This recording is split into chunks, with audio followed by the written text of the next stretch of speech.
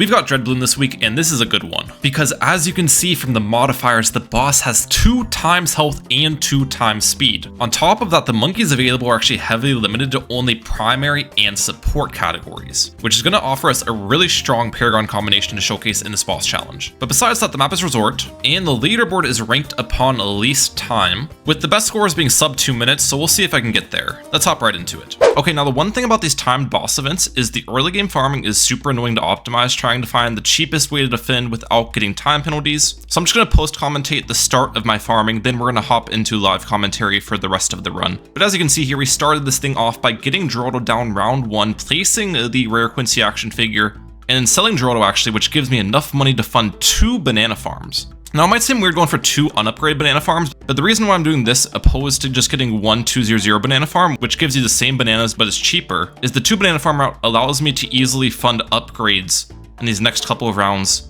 and just scales slightly better. But yeah, on top of that, you can see we are just defending with 2 dart monkeys at the very top of the map. I had to redo a ton of these rounds to try to optimize the dart monkeys targeting to make sure these 2 darts can defend everything without incurring a time penalty. And with all of those plays, we do afford our monkey bank on round 12. A much earlier monkey bank than you typically would see, and it's simply due to the fact we get a lot of extra starting cash in this event, which helps our farming a ton. And now with the bank down, we continue to push the 2 dart monkey defense as far as possible, and I make it all the way to round 17 with enough money to get another banana farm down, which this second banana farm is just going to be a low tier guy, helping me out a tiny bit with some extra income while we wait to get a max cash out from our bank. Round 18 is unfortunately the end of the double dart monkeys though, so I do end up adding a boomerang to our setup. Either way, we've now made to round 23 where the bank has 8.4k in it. And despite the fact that the max cash out from the bank's 9.5k, I do end up collecting here and building the I'm a Flown. And the reason why I'm doing that early is the bank would have overflowed basically, because the way the income works in it is you get 15% interest at the end of a round. And if the bank had 8.4k to begin with, it's going to build a bit of value mid-round to get to like 8.7k. And then if you times that by 15%, I'm missing out on a lot of money. So I felt like it was just better to get the I'm a Flown 1 round early and start depositing into that guy. And in addition, getting the I'm a Flown ability off cooldown too. Then after a couple more rounds of meticulous defending, we have made it to round 29 where we start the live commentary. Let's get it. Okay, and we've made it to the pivotal part of the farming flowchart, which is when you collect the I'm a Flown, sell your rare Quincy action figure, sell your defense, and you can see I've got a lot of cash, on top of the fact we're gonna have 10k more from the I'm a Flown ability soon. So with that money, here's what I'm gonna do. 3 discount villages, and trust me guys, these discount villages do actually pay themselves off. Then underneath triple discount, I'm going to get a village right here, a 4th village, into Monkey Town. This upgrade is normally pretty expensive, so this is where you get a lot of the savings from discounts. On top of that, we're gonna get an engineer right about here, which is going to be a balloon trap. We'll make it 013 for now. Now we can sell these discounts, they've done their job. And I do have enough money to upgrade Monkeyopolis right now, but I don't actually want to do that yet, because then I wouldn't be able to use the I'm a Flown ability yet. So here's my plan with that. I'm actually gonna get the balloon trap right now, we'll target it in this location, and then I have to be really quick with this. Right when the round starts, I'm gonna use the I'm a Flown ability, upgrade Monkeyopolis, and I'm still gonna have $10,000 left to spend, which we will use to get marketplaces up inside of my village's range. So I'm probably gonna do some pausing here to make sure I do everything quickly, but let's do it. Okay. Perfect, that's 1. That's 2. Can I get a 3rd farm maybe? I feel like that was somewhat quick. Maybe could have been a little slightly more optimal, but I'll take it. And now from this point forward, the plan is pretty simple. We just want to keep on building these marketplaces, spamming the heck out of them. And then one other thing I should be doing here is getting Geraldo down around 32. Probably just in this corner is a fine spot. The reason I have to get him down at this point is because I have the camo potion now available for round 33, which there is camo balloons on this round. There's marketplace number 5. Okay, the nice part is we now have paid off all of our student loan debt, so no longer are making 50% income trying to pay those off. Let's target the trap here, mid-round. That way we can fund this marketplace. That's the nice part about this trap location. I can have it targeted in 2 different spots that are both on the outskirt of the trap's range. And I think we can get 1 more farm in range, which will be how many? 1, 2, 3, 4, 5, 6, 7, 9 farms. That's pretty solid. Now here's the thing, since I can't get any more marketplaces underneath my village, I think we actually just save for a central market, which is not typically what you would do in your farming route. The reason why we're doing it here is just because with the extra starting cash, our farms get kind of out of control. So I feel like this is just the best play with our situation. And normally you'd definitely be going for like merchantmen into favorite trades for that extra sellback. Unfortunately, in this event, I don't have that luxury because Obviously, military monkeys are banned, so that's going to hurt our income quite a bit when I have to sell everything. But hopefully, since we're just making so much money to begin with, it'll offset that loss, you know what I'm saying? Okay, and I've eventually made it to round 39. Now, this is a very important round because I need to cool off abilities for the tier 1 defense. And there's actually going to be 4 different abilities I want to cool off. Those being a Super Monkey Fan Club ability, a Call to Arms ability, a Spike Storm ability, and lastly, a Glue Strike ability. I'm hoping to use all 4 of these within my tier 1 defense, so it's kind of crazy. Now, obviously, selling the farms for those at the very start of the round is unoptimal, so what we're going to do instead is try to maximize our farm income and then sell for them towards the end of the round with still getting the abilities off at cooldown in time. Okay, we have basically all of my abilities off cooldown besides the fan club, which is so close. I feel like I did a decent job at that. But either way, time to sell off the rest of my farming. And then here's my plan for this tier 1 defense. I'm going to start it off by getting a primary mentoring in here. And then underneath primary mentoring, we are going to get 20 darts because I want to use Plasma Monkey Fan Club. And now here's my plan defensively. We're going to get the bottom crosspath on my Spike Factory, believe it or not.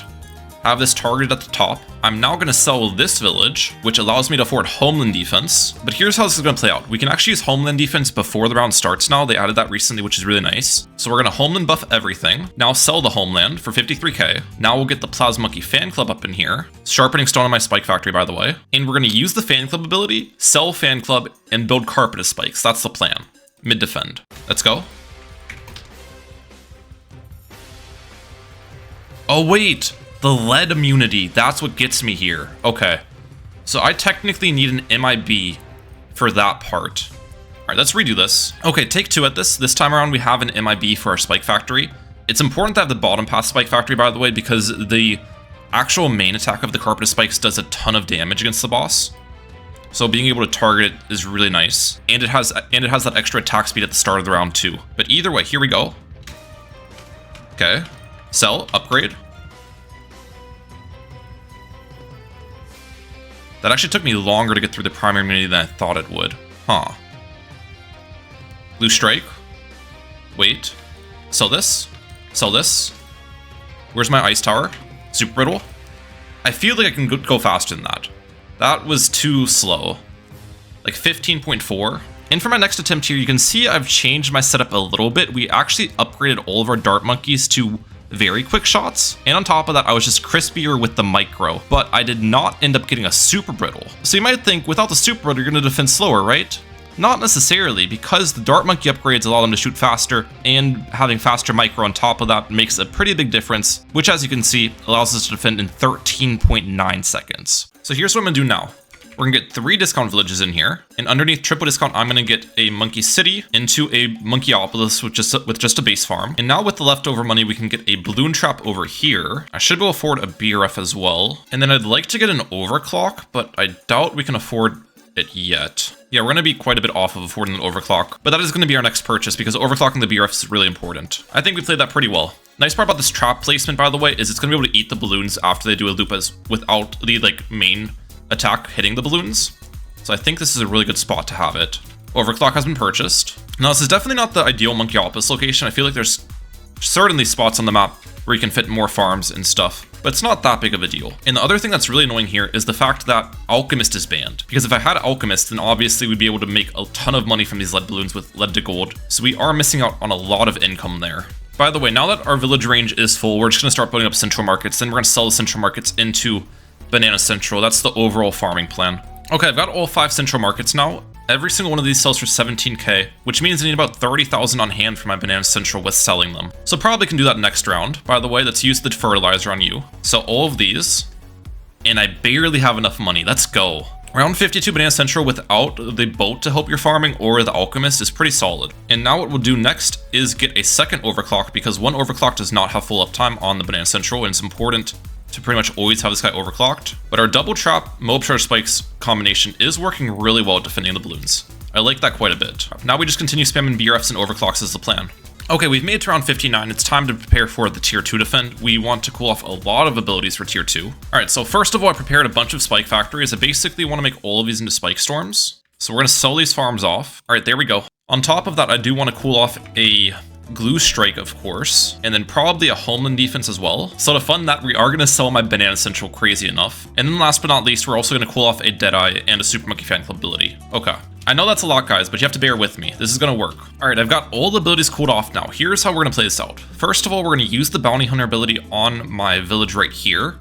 That way this has more range to be able to hit all the spike factories with the MIB. The next thing I'm going to do is get 40 dart monkeys on my end. Yes, you heard that correctly, 40. Okay, some of these darts might not be able to reach the boss. I'm hoping most of them do. Now what we're going to do is use our Homeland defense, sell the Homeland. I'm going to crosspath all of these spike storms with the bottom crosspath, because the main attack deals a ton of damage, so I want to make sure that's hitting the boss too. We're going to be using the Spike Storm abilities as well though, so don't worry about that. Let's also upgrade Plasma Monkey Fan Club. Do I have enough money? Oh, I don't have enough to upgrade Geraldo, because I do want to be able to use the Rejuvenation Potion to cycle 2 Spike Storms and 2 Plasma Monkey Fan Clubs. So here's what I'm going to do to fix that. I think I'll sell 1 Spike Storm off. That'll give me enough money to upgrade Geraldo. Alright, plan simple though.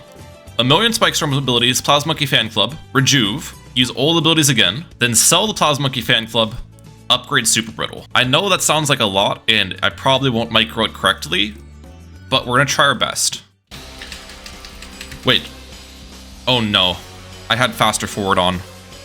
I've got to redo this. But I'm still just gonna see what my time is, and then see how much we can improve upon it. Alright, so you. Blue Strike. Where's the Super Brittle? There we go. Oh, some of these aren't just attacking at all. That's not necessarily ideal, obviously. How fast is this, though? 36? Okay, 36.7. You know what I'm saying? Let's retry that, though. All right, take 2 at this. Let's be quick with the abilities this time, and quick with the Super Brittle. Go. Rejuve.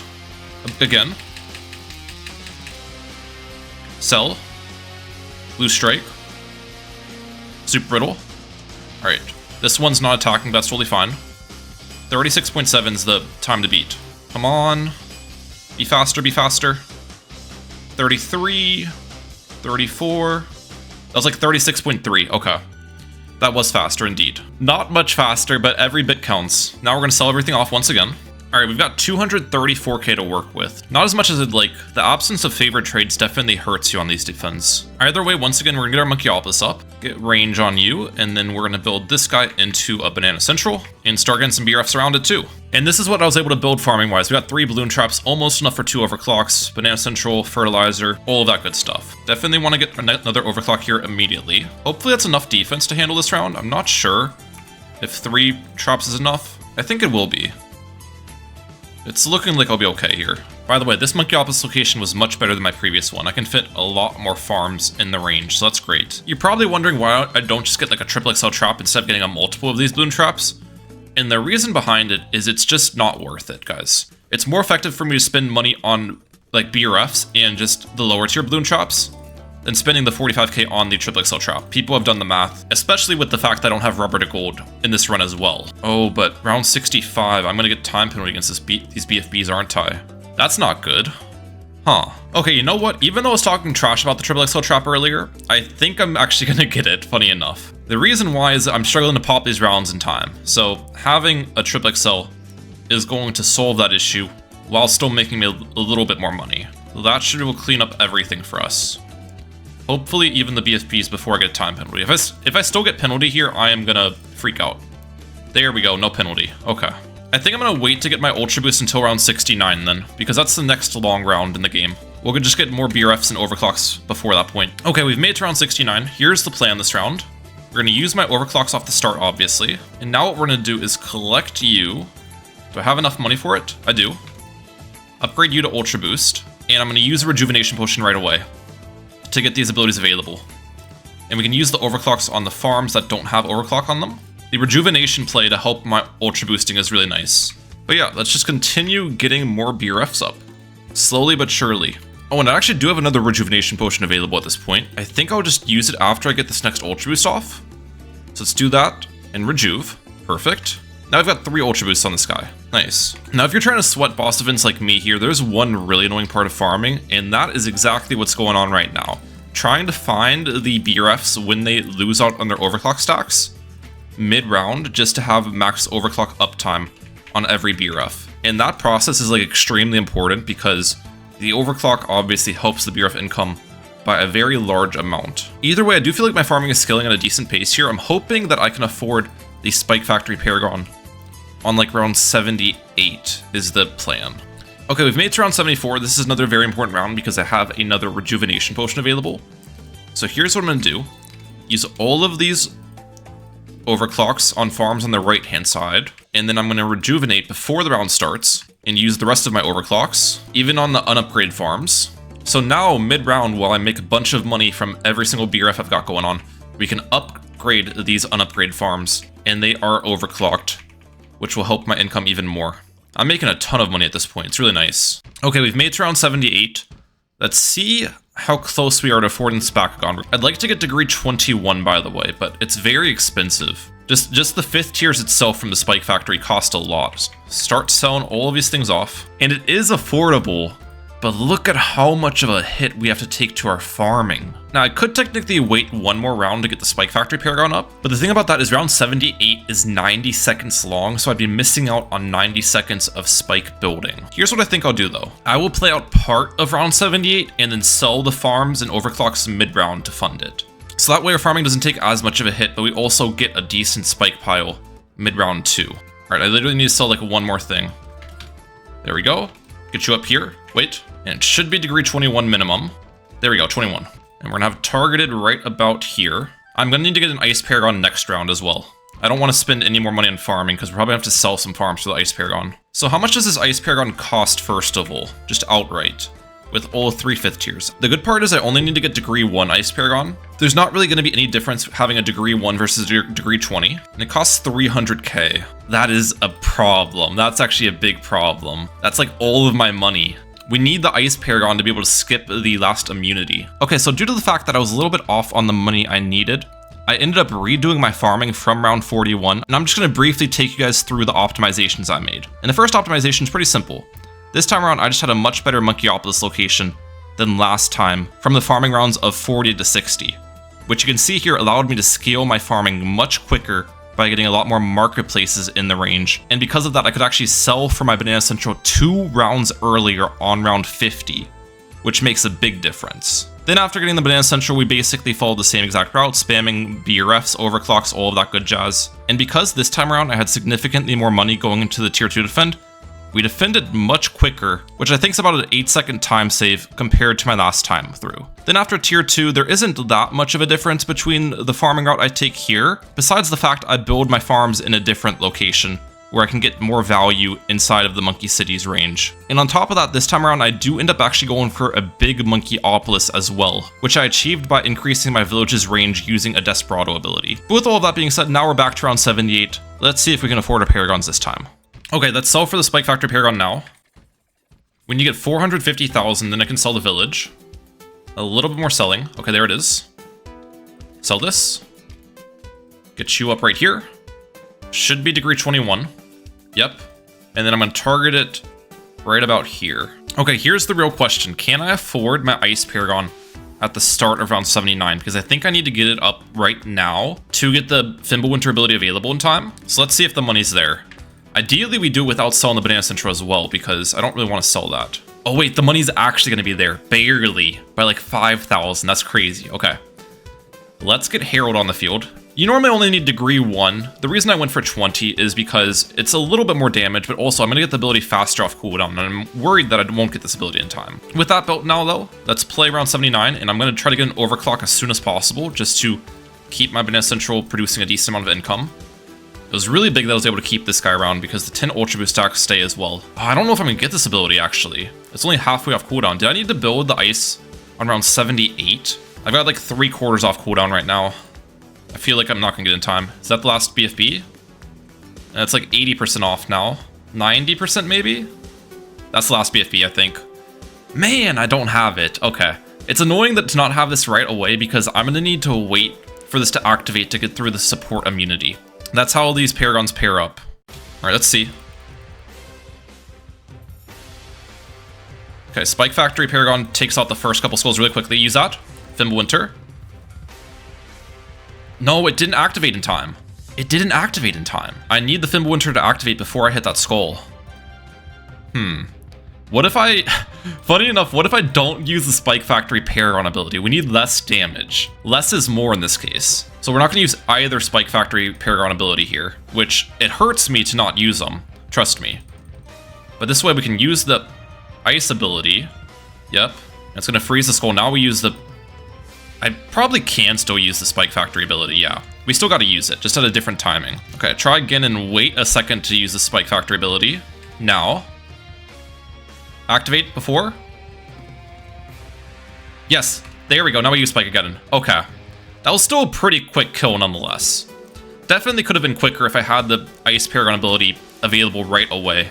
But it is what it is. Okay, at this point though, what we're going to do is sell the Spike Factory Paragon and the Ice Paragon. It hurts me a little bit inside to do this, but I just need the money to get my farming going again. Alright, and what we're going to do farming-wise is start off by getting a big Monkeyopolis. Now trust me, this is like the max amount of farms I can build in the area. There is some annoying gaps, but you just can't fit a farm there. Either way, let's get all of these to BRFs. I think every single unupgraded farm I have will be in the range, but we are going to get that bounty hunter, of course, to increase the village's range. So then let's get a couple overclocks as well. Okay, it's now time to do it.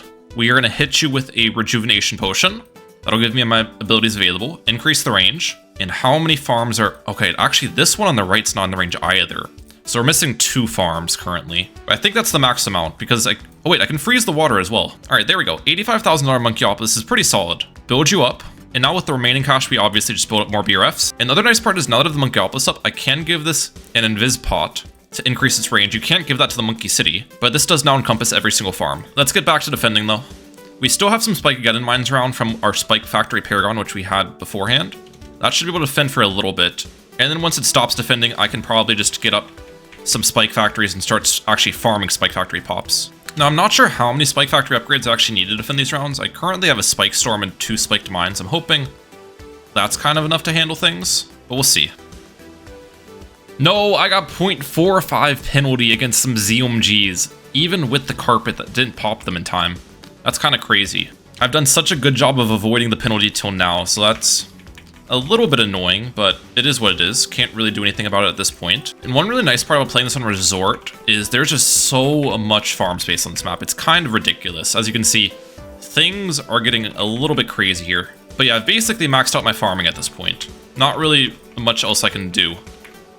Besides make sure I have enough overclocks for every BRF, which I think I pretty much have. Okay, we've been making money really quickly. I'm already up to about 800,000, which is pretty solid. Okay, it's now time to get the Spike Factory Paragon up. Okay, according to my math, this should be degree 41 now with 8 Paragon totems and all of these upgrades, and the roughly 800,000 pops I've got. So let's see if I get it. Yep, there's 41, perfect. Now on top of the Spike Factory Paragon, I'm actually gonna be going for 2 more Paragons, believe it or not. Those being Engie and Ice. Okay, and we wanna get degree 40 on our Engineer Paragon, so with 2 Paragon totems down, we need 110,000 in Slider, and that's on top of sacrificing all of my Engineers. Let's get degree 40. 42, okay, I'll take it. I'm thinking I can wait 1 round to get our Ice Paragon up though, so we're gonna see if I can do that. Just because if I got the Ice Paragon right now, it obviously would hurt my farming a good bit. And we don't want to take a farming hit. But the nice part about getting my Engineer Paragon so early is I'm gonna be able to get this Power Glove off soon to start Power Gloving my Spike Factory Paragon, thus increasing the Spakagon's pile of spikes, which is very important. That's also part of the reason why having these Ice Towers in the front is really nice, because it's gonna help stall the round out to build a bigger spike pile as well. Alright, I was not able to make enough money for Harold though, so we are gonna have to sell some things for him, which is fine with me. Alright, get you up now. Hopefully 3 rounds is enough time to get the ability off cooldown. I think it will be. Okay, it's currently looking like I'll have the Herald ability available. It's really good. And I got all the sentries down too. Keep building these farms up, slowly but surely. Let's see how long this tier 4 defend takes. I'd imagine it's gonna be pretty quick. Let's go. Both abilities. Holy bananas. Place that down. Don't use Fimbulwinter yet. Let's replace you. Okay. Try Fimbulwinter now. It might be a little bit early to use it, but I think we'll be fine. Okay, we're freezing the skull. That's good. Sell. Sell those. Yep, we skipped it. We skipped it. Okay, that worked. Place Paragon totems. Alright, that was pretty clean. Now I actually want to sell the Spike Factory Paragon right away and get a Super Mines in here. We want to start getting Spike Factory pops right away. Okay, and I'm officially back to farming. We got a bunch of Spike Factories in the front with Homeland defense and other things as well. That way, hopefully we can pop the balloons before our Paragons start stealing the pops. That's the main thing I'm worried about. I don't want the Engineer getting too many pops against these blimps. Using Homeland should help me out with that process.